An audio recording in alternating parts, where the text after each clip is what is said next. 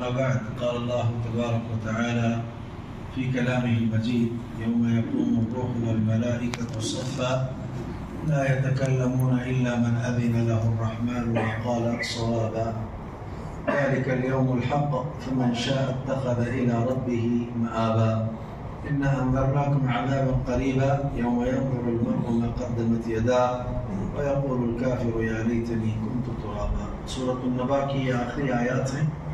اللہ تعالیٰ نے اس میں اس بات کو واضح فرمایا ہے کہ روح اور ملائکہ صف بستہ یا صف باندھے کھڑے ہوں گے اللہ تعالیٰ کی بارگاہ میں۔ لا یتکلمون، نہیں وہ بات کریں گے، الا من اذن له الرحمن، یا گفتگو نہیں کرے گا کوئی سوائے اس کے جس کو رحمان اجازت دے، اور جب وہ گفتگو کرے تو صحیح اور درست اور ٹھیک ٹھاک بات وہ کرے گا۔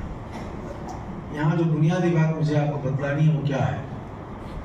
بات، کلام۔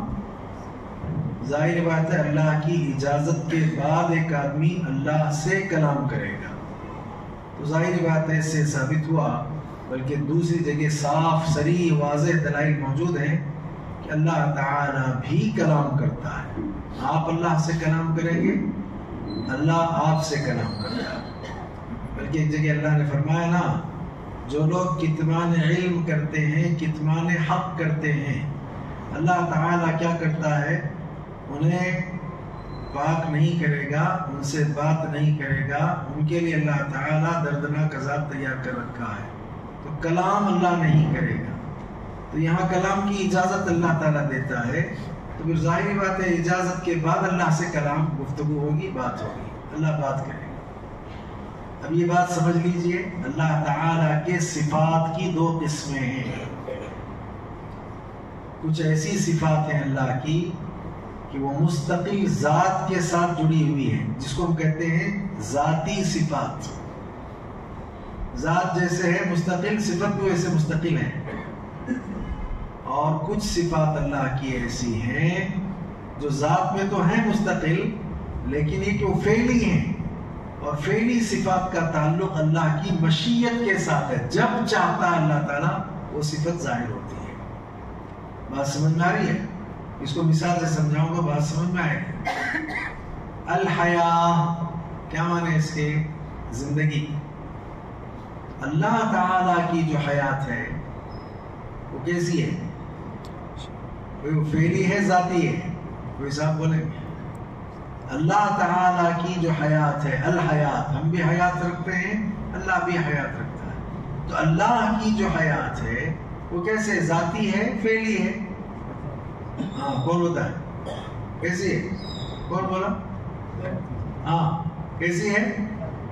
ذاتی ہے، مستقل۔ ذات جب سے زندگی اس کے ساتھ ہے، اور ظاہری بات ہے اس میں دو زمانے خاص کر کے شامل رہتے ہیں، ایک ماضی ہم کہتے ہیں نا، دوسرا مستقبل۔ مستقبل کا مطلب ہے ماضی کا تعلق ازل سے ہے، یا لفظ ازل ماضی کے ساتھ ہے۔ کس کے ساتھ؟ ازل جو لفظ استعمال کرتے ہیں نا وہ ماضی کے ساتھ خاص ہے۔ ابد جو لفظ استعمال کرتے ہیں وہ مستقبل کے ساتھ ہے، کہ اللہ کی ذات ازل سے ہے، کب تک رہے گی؟ ابد تک رہے گی، پہلے سے ہے، ہمیشہ سے ہے، ہمیشہ رہے گی۔ تو لہذا جب ہم یہ کہتے ہیں کہ اللہ تعالیٰ کی یہ صفت ذاتی ہے، تو وہاں دو زمانے ذہن میں رہنا چاہیے، دو الفاظ ذہن میں رہنا چاہیے۔ ایک لفظ ہمارے پاس ازل ہے، دوسرا لفظ ہمارے پاس ابد ہے۔ ازل جو لفظ ہے اس کا تعلق ماضی سے ہے، ابد جو لفظ ہے اس کا تعلق مستقبل سے ہے، یعنی اللہ تعالیٰ ازل سے ابد تک ہے۔ ٹھیک ہے نا؟ اس بات کو ذہن میں رکھیں گے۔ تو اب الحیاء یہ اللہ تعالیٰ کی ذاتی صفت ہے، ٹھیک۔ العلم یہ اللہ کی ذاتی صفت ہے یا فعلی صفت؟ فعلی ہے۔ ذاتی کا مطلب مستقل اللہ تعالیٰ کو علم ہوتا رہتا ہے۔ اگر آپ یہ کہیں گے کہ اللہ تعالیٰ کی یہ ذاتی صفت نہیں، فعلی ہے، جب وہ چاہتا ہے تب اللہ کے علم میں آتا ہے، کا مطلب جب وہ نہیں چاہے گا جتنے لوگ جو بھی کریں گے سب کیا ہو گیا؟ اللہ کے علم سے ختم ہو گیا۔ اللہ کو علم نہیں، کتنا بڑا عیب پیدا ہو جائے گا۔ لہذا معلوم یہ ہوا کہ العلم یہ اللہ تعالیٰ کی ذاتی صفت ہے. مستقل اللہ تعالیٰ کو ہر مخلوق کا علم ہے، مستقل. ٹھیک ہے. السمیع، سننا، یہ اللہ تعالیٰ کی ذاتی صفت ہے، فعلی صفت ہے. ہاں، اگر آپ کہیں گے فعلی کا مطلب فعل کا تعلق اللہ کی مشیت سے جڑا، جب چاہے تب وہ فعل ظاہر اللہ کرتے ہیں، اگرچہ کہ اللہ تعالیٰ میں وہ ہے صفت، لیکن اللہ جب چاہے اس کا ظہور ہوتا ہے. تو لہذا سننا اگر ہم کہیں گے فعلی صفت ہے تو اس کا مطلب اگر اس کا مشیت سے تعلق جوڑ دیں گے تو جب اللہ چاہے گا تب سنے گا، نہیں تو پھر اللہ جب نہیں چاہتا تو نہیں سنتا. تو اس کا مطلب ایسی کوئی گھڑی آ جائے، ایسے کچھ اوقات آئیں کہ اللہ تعالیٰ نہیں چاہتا ہے سننا، تو اس کا مطلب وہ پھر ساری جو باتیں ہیں وہ سب کیا ہو جائیں گی؟ اللہ کے علم میں نہیں رہے. تو سننا اور ساتھ ہی ساتھ علم، الحیا، القدرہ، اللہ ہمیشہ سے قادر ہے، ہر چیز پر قادر ہے، ہر چیز پر ہمیشہ سے. ایسا نہیں ہے جب چاہے وہ قدرت جو ہے ظاہر کرے الگ ہے، جب چاہے وہ قدرت والا ہوگا جب چاہے گا، ایسا نہیں ہے. اچھا، البصیر، دیکھنا ہے نا، کیا یہ فعلی صفت ہے ذاتی صفت ہے؟ ذاتی صفت ہے، یعنی اس کے ذات کے ساتھ ہے، جب سے ذات ہے اللہ تعالیٰ برابر. ذات ہے کا مطلب نہیں ازل سے اللہ ہے، لہذا بصیر ہے اللہ تعالیٰ. کہتے ہیں لیس کمثلہ شیء وہو السمیع البصیر. اب چلیے ہم آتے ہیں آج کے موضوع کی طرف. ہمارا کیا موضوع تھا؟ بات شروع کہاں سے ہوئی تھی؟ کوئی بتائیں کہاں سے شروع ہوئی تھی؟ لا یتکلم. ہاں جی، ہاں کس نے کہا؟ ہاں ماشاء اللہ. کہاں سے بات شروع ہوئی تھی؟ کلام. لا یتکلمون الا من اذن له الرحمن. رحمان کی اجازت کے بعد آدمی کلام کرے گا، بات کرے گا. کس سے بات کرے گا؟ اللہ سے نہ بات کرے گا. اس کا مطلب یہ ہوا کہ اللہ تعالیٰ بھی بات کرے گا اس سے. تو پھر اللہ بھی کلام کرتا ہے. یہ ہمارے پاس 30 پاروں والا کیا ہے؟ کلام ہے. کس کا؟ اللہ کا کلام ہے. تو یہ اللہ تعالیٰ کا کلام فعلی صفت ہے ذاتی صفت ہے؟ ہاں، کون سی صفت ہے؟ کیسی؟ ذاتی ہے. ذاتی کا اگر آپ کہیں تو مسلسل اللہ بولتا ہی رہتا ہے، کلام کرتا ہی رہتا ہے. کون سی یہ؟ جب وہ چاہتا ہے تب کیا کرتا ہے؟ وہ کلام کرتا ہے. جب وہ چاہے گا تب آپ کو اجازت دے گا کلام کی، تب وہ آپ سے کلام کرے گا. اس سے معلوم ہوتا ہے کہ یہ فعلی صفت ہے اللہ تعالیٰ کی. کون سی صفت ہے؟ فعلی صفت ہے. جب وہ چاہے اللہ تعالیٰ کلام کرے، جب چاہے اللہ سے. موسیٰ علیہ السلام سے اللہ نے چاہا، اللہ کے نبی علیہ السلام سے اللہ رب العالمین نے بات کی ہے. ٹھیک ہے نا؟ تو جب اللہ تعالیٰ چاہتا ہے بات کرتا ہے. ہم نمازوں میں ہوتے ہیں، سورہ فاتحہ کے ذریعے کیا کرتے ہیں؟ اللہ تعالیٰ سے بات کرتے ہیں. تو معلوم یہ ہوا کہ کلام. تو کچھ صفات اللہ تعالیٰ کی ایسی ہیں جو فعلی ہیں. کیا ہیں وہ؟ فعلی ہیں. جب اللہ تعالیٰ اسے کرتا ہے تو وہ صفت کیا ہوتی ہے؟ ظاہر ہو جاتی ہے. تو لہذا وہ بھی اللہ کے مشیت کے ساتھ جڑی ہوئی ہے. جب اللہ چاہے تب ایسا ہوتا ہے. ایسے بہت سارے اسماء و صفات آپ پڑھتے جائیں گے تو انشاءاللہ وہاں ممکن ہے اس کی وضاحت ہو جائے گی. تو لا یتکلمون الا من اذن له الرحمن وقال صوابا ذلك اليوم الحق. یہ حق دن ہے. اسی دن کے بارے میں پوچھ رہے تھے نا لوگ، اختلاف کر رہے تھے. عما یتساءلون عن النبأ العظیم الذی هم فیہ مختلفون. اللہ نے کہا یہ حق دن ہے. اب دیکھیے سورت کے شروع میں جو مضمون چل رہا تھا، سورت کے اختتام پر پھر وہی مضمون آیا، بات اسی پر مکمل ہوئی. اس کا مطلب یہ ہوا کہ آخرت کا دن یقینی ہے، اس میں تردد نہیں، اس میں شک نہیں، اس میں ریب نہیں، اس کے انکار کی گنجائش نہیں. لہذا حساب ہونا ہے، جزا بدلہ لینا ہے. ذالک الیوم الحق فمن شاء اتخذ الی ربہ مآبا. جو چاہے اپنے رب کی طرف ٹھکانہ بنائے. اب یہ جو چاہے، یہ لفظ کس بات کو واضح کرتا ہے؟ کہ انسان مجبور نہیں ہے. اللہ نے انسان کو اختیار دیا ہے. یہ جو جبریہ ہے نا ایک فرقہ، وہ فرقہ کہتا ہے انسان مجبور ہے، کچھ نہیں کر سکتا، جو کچھ ہے لکھا ہوا وہی سب کچھ اس کو کرنا ہے. ٹھیک ہے، کرنا ہے تو پھر عقل کیوں ہے؟ وہی سب کچھ کرنا ہے تو پھر شریعت کیوں ہے؟ وہی سب کچھ کرنا ہے تو پھر رسولوں کی ضرورت کیوں ہے؟ لہذا وہ ہے اس پر ایمان امتحان کے اعتبار سے. لیکن یہ ہے کہ جب ہم کر کر فارغ ہوں گے تب ہم کو پتہ چلے گا کہ یہ اللہ کا مقدر کیا ہوا فیصلہ. تو لہذا دنیا میں آپ دیکھیے نا، اگر میں یہاں کہہ دوں کل میں آپ لوگوں کا امتحان لوں گا، کیا کریں گے آپ؟ کیا کریں گے؟ جواب دیجیے. ہاں کیوں؟ اس کا مطلب اختیار ہے. اگر میرا ہی لکھا ہوا سب کچھ ٹھیک ہوتا یا اللہ ہی کے لکھے ہوئے تو سب کچھ ہوتا، تقدیر ہی کے لیے ہم سب بنیاد بنا کر بیٹھے رہتے، امتحان کس بات کا؟ جو ہے وہ ہوتا رہے گا، پھر امتحان کیوں؟ اس کا مطلب تیاری اس بات کو واضح کرتی ہے کہ آپ کو کیا دیا گیا ہے؟ اختیار دیا گیا. آپ پاس بھی ہو سکتے ہیں، آپ کیا ہو سکتے ہیں. اچھا یہاں جتنے شادی شدہ بیٹھے ہیں، اپنے بچوں کو لے کر کے کیا فکر ہے ان کو؟ میرے بچوں کو میں کیسے اچھا بناؤں. کیوں ہے فکر؟ تقدیر کا مطلب آپ کہہ رہے ہیں نا مجبور. فرقہ جبریہ کیا کہتا ہے؟ وہ کہتا ہے جو کچھ ہے لکھا ہوا وہی ہونا ہے. جب وہی ہونا ہے تو پھر آپ کو کیوں فکر اپنے بیٹے کی، آپ کو کیوں فکر اپنے اولاد کی کہ میں کیسے اچھا بناؤں. تو یہ اچھا بناؤں کا ذہن جو آپ کے اندر آیا ہے اسی اختیار کی وجہ سے ہے. من شاء، جو چاہے اپنے رب کی طرف راستہ اختیار کرے. تو لہذا یہ چاہت پر چھوڑا گیا، مشیت ہے بندے کی. تو اس حوالے سے معلوم یہ ہوتا ہے وَمَا تَشَاءُونَ، چاہتے نا، إِلَّا أَن يَشَاءَ اللَّهُ. وہاں اللہ تعالیٰ نے اپنی چاہت کا بھی تذکرہ کیا اور انسانوں کی چاہت کا بھی اللہ نے ذکر کیا ہے. لیکن یہ کہ خالق ہونے کے اعتبار سے اپنی چاہت کتنی قوی ہے اور کتنی جو ہے غالب ہے اور کتنا جو ہے پختہ ہے، اللہ نے اس کا وہاں اشارہ کیا، تذکرہ کیا. تو فَمَن شَاءَ اتَّخَذَ إِلَىٰ رَبِّهِ مَآبًا، جو چاہے اپنے رب کی طرف کیا کرے؟ ٹھکانہ بنائے، اپنا مقام بنائے. تو اللہ تعالیٰ نے یہاں انسان کو اختیار دیا ہے، مشیت ہے انسان کی، انسان مجبور نہیں. بہت سی مثالیں اس میں دی جا سکتی ہیں. بہرحال یہ دو مثالیں بہت آسان ہے سمجھنے کے لیے کہ ہر آدمی کو اپنے اولاد کے لیے فکر ہے. اگر تقدیر ہی کا معاملہ ہوتا اور یہی بات ہوتی، کسی کو فکر کرنے کی کوئی ضرورت نہیں ہے. گویا وہ مشین ہوتی ہے نا، زیرکس مشین، اس میں اگر آپ ڈال دیں، بٹن دبا دیں، جتنے اولاد کی آپ کو ضرورت ہے اتنے نکل آئے. ایسے ہی اگر اللہ کے لکھے ہوئے کے تحت سارا معاملہ یہی ہوتا تو عقل نکال دی جاتی، شریعت ہٹا دی جاتی، رسولوں کو بھیجنے کا سلسلہ نہیں تھا. جو لکھا ہے وہ جیسے مشین کر رہی ہے ویسے آپ بھی کرتے رہتے، ہوتا رہتا، جاتے رہتے، ختم. پھر یہ سوچنے کی ضرورت کیا ہے بیٹے کو بیٹی کو اچھا کیسے بناؤں. اچھا عجیب مسئلہ ہے کہ شادی بھی آپ کو کرنی ہے تو کیا سوچتے ہیں؟ اچھی لڑکی چاہیے. کیوں سوچ رہے ہیں اچھی؟ تقدیر میں کیا ہے وہ ہوگا نا. تقدیر کے بہانے چلیے نا، بہت چھان بین کرتے ہیں آپ، بہت اچھی ہونا چاہیے. وہاں سمجھ میں نہیں آتی تقدیر، وہاں یہی سمجھ میں آتا ہے نہیں عقل ہے، بہت اچھا دیکھنا چاہیے. بعض لوگوں کے تو معیار بڑے عجیب عجیب ہوتے ہیں دیکھنے کے، ٹھیک ہے نا. تو بہرحال فَمَن شَاءَ اتَّخَذَ إِلَىٰ رَبِّهِ مَآبًا. آخری بات کیا ہے؟ جانا کہاں ہے جی؟ کہاں جانا ہے؟ جنت میں؟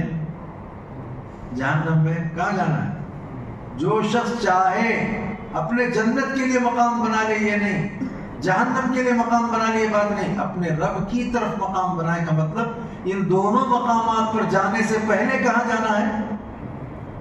ہاں، رب کے پاس جانا ہے حساب چکانے کے لیے. وہاں جانے کے بعد وہ رزلٹ ملے گا تب جا کر یا تو جنت یا تو تم میں سے جو چاہے جنت کی طرف اپنا راستہ بنا لے، جہنم کی طرف اپنا راستہ بنا لے. یہ نہیں کہا گیا، یہ کہا گیا کہ اپنے رب کے پاس مقام بنا. جب رب کے پاس آپ اپنا مقام بناؤ گے، جانا ہے اِنَّ إِلَىٰ رَبِّكَ الرُّجْعَىٰ. کہاں جانا ہے؟ پلٹ کر کے رب ہی کی طرف جانا ہے. اِنَّ إِلَىٰ رَبِّكَ الْمُنتَهَىٰ. انتہا کہاں ہے؟ رب کی طرف ہے. مِنْهَا خَلَقْنَاكُمْ وَفِيهَا نُعِيدُكُمْ وَمِنْهَا نُخْرِجُكُمْ تَارَةً أُخْرَىٰ. إِنَّا لِلَّهِ وَإِنَّا إِلَيْهِ راجعون. کہاں جاتے ہیں پلٹ کر کے؟ اللہ تعالیٰ کے پاس پلٹ کر کے جاتے ہیں. تو جانا رب کے پاس ہے نا. تو پھر ایسی صورت میں آدمی کو پہلے ڈر رہنا چاہیے کہ جنت جہنم کا مسئلہ تو بات کا ہے، پہلے اللہ تعالیٰ کے پاس مقابلہ ہے، اللہ تعالیٰ کے پاس ٹھہرنا، اس کے پاس قیام کرنا، حساب جو ہے لینا، اس کے بعد فیصلے کے بعد کا یہ معاملہ ہے. فَمَن شَاءَ اتَّخَذَ إِلَىٰ رَبِّهِ مَآبًا. آگے دیکھیے اللہ کیا فرما رہے ہیں. اب رب کے پاس مقام بنانا ہے تو إِنَّا أَنذَرْنَاكُمْ عَذَابًا قَرِيبًا. قریبی عذاب سے ہم نے تم کو ڈرا دیا ہے.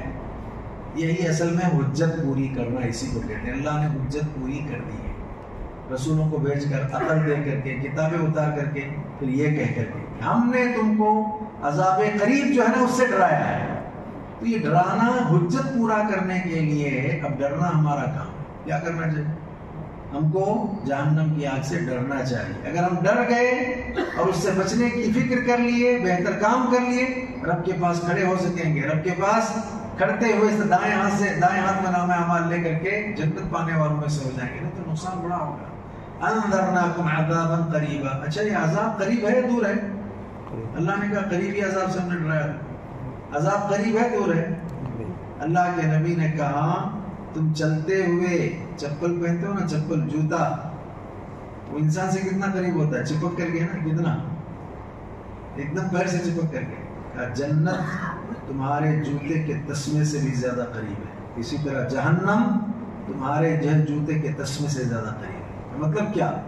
عمل فیصلے کے ساتھ جڑا ہوا ہے. اچھا کر لو گے، یہ اچھے اخلاص کے ساتھ اللہ کی خوشنودی کے ساتھ کہاں پہنچے آپ؟ گویا جنت میں آپ پہنچ گئے ہیں. اسی لیے آپ دیکھیے نا، آدمی جب مر رہا ہوتا ہے نا نیک اعمال کی وجہ سے، وہ حدیث میں آیا ہے، بلکہ قرآن کی آیت سورہ نازعات اگر آپ پڑھیں گے نا، والنازعات غرقا، وہاں شروع میں اللہ نے کہا ان فرشتوں کی قسم جو کافروں کی جسموں میں داخل ہو کر سختی کے ساتھ روح کو نکالتے ہیں. کافروں کی روحوں کو نکالتے ہو، سختی تو دکھتی نہیں، دکھتی ہے کیا؟ اچھا، والناشطات نشطا، ان فرشتوں کی قسم جو مومنوں کے جسموں میں داخل ہو کر کے نرمی کے ساتھ روحوں کو نکالتے ہیں.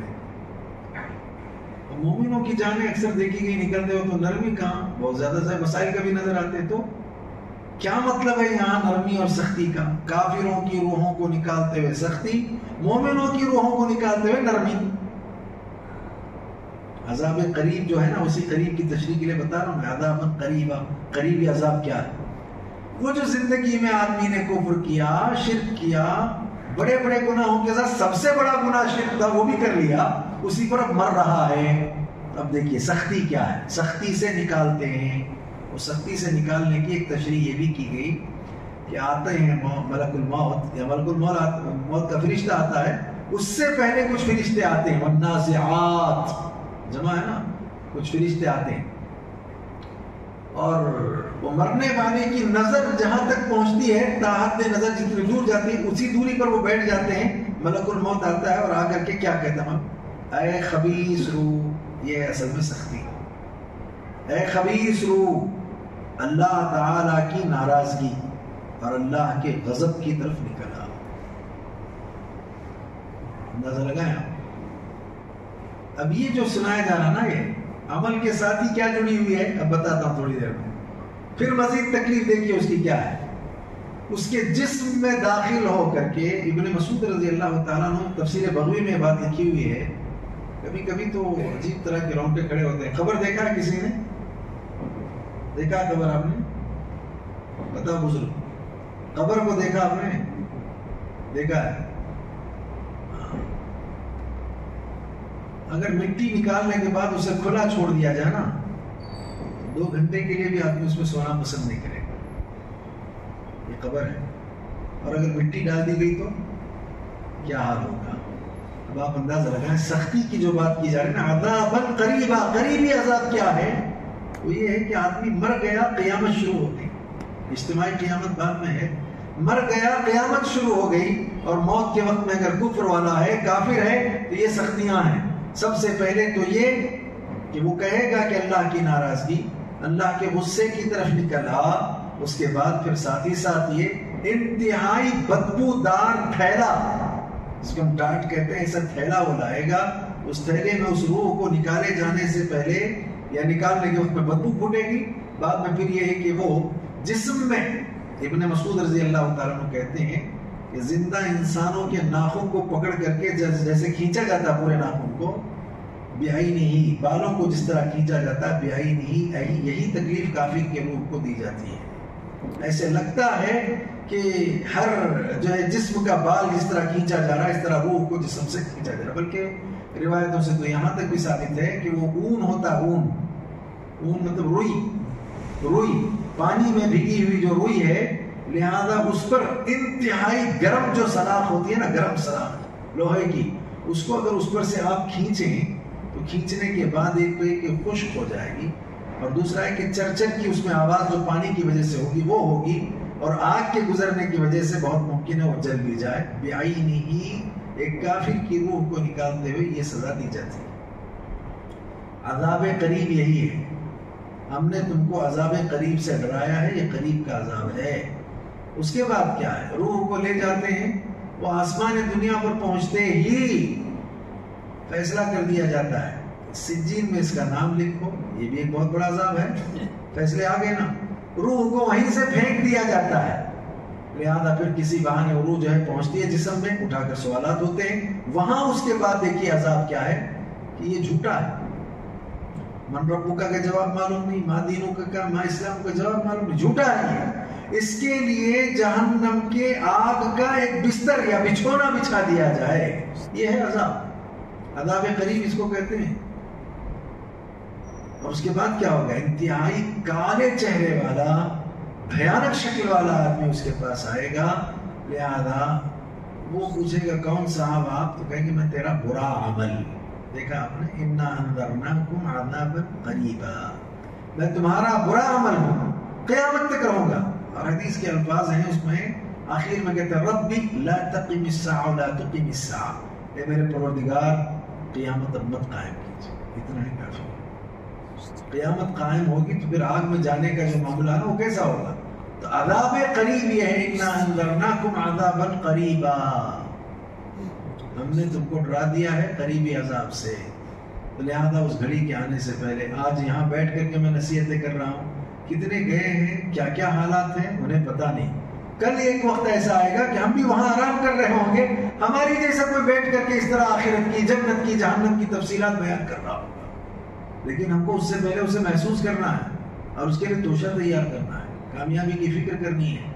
لہذا ہم مزید اس میں اور باتیں بہت ساری ہیں، 2-3 آیتیں پھر رہ گئیں، یا انشاءاللہ اس میں کچھ اور 2-3 باتیں جو باقی بنیادی ہیں کر کے درس میں اسے بیان کرنے کی کوشش کریں گے۔ آج کے لیے اتنی باتیں کافی ہیں۔ اللہ مجھے آپ سب کو موت کے وقت تک کی زندگی اللہ کی بندگی میں گزارنے کے اللہ ہمیں توفیق دے، اور درست عقیدے کے ساتھ جیتے رہنے کے اللہ ہمیں توفیق عطا کرے، ہمارا خاتمہ درست عقیدے پر اللہ تعالیٰ فرمائے۔ موت کے وقت کی جو سختی ہے، موت کے بعد کی جو پریشانی ہے، قیامت کے دن کی جو ہولناکی، اللہ تعالیٰ اس میں ہماری حفاظت فرمائے، بغیر عذاب کے، بغیر سزا کے۔ اللہ تعالیٰ ہم تماموں کو جنت الفردوس کا مستحق کرے، ہماری دعاؤں کو اللہ تعالیٰ قبول فرمائے۔ ربنا آتنا فی الدنیا حسنہ وفی الآخرۃ حسنہ وقنا عذاب النار، ربنا تقبل منا انك انت السميع العليم وتب علينا انك انت التواب الرحيم۔ سبحان ربك رب العزة عما يصفون وسلام على المرسلين والحمد لله رب العالمين۔ سبحانك اللهم وبحمدك، بارك الله فيك۔